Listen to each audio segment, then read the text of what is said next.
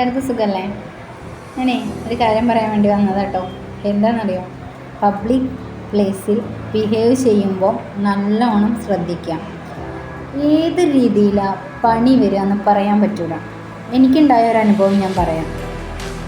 ഞങ്ങൾ ക്ലാസ് കഴിഞ്ഞ് വരുന്ന സമയത്ത്, ബസ് വെയിറ്റ് ചെയ്യുന്ന സമയത്ത് ഒരു ഓട്ടോക്കാരൻ വന്നിട്ട് ഞങ്ങളോടൊപ്പം വലുതായിട്ട് പെരുമാറി.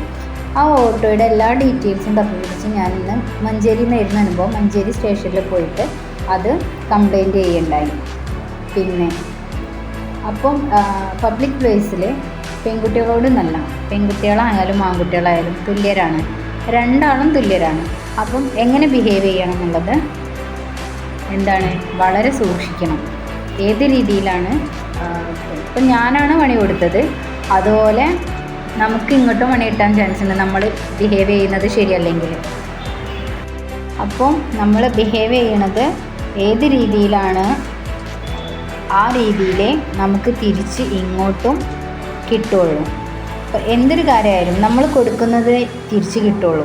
അതുകൊണ്ട് എന്ത് ചെയ്യുക, പബ്ലിക്കായിട്ടെന്നില്ല, പേഴ്സണലായിട്ടും എന്തെങ്കിലും ഒരു കാര്യം ഉണ്ടെന്നുണ്ടെങ്കിൽ അതിൻ്റെ രീതിയിലെടുക്കുക, ബിഹേവ് ചെയ്യുക. Okay, by.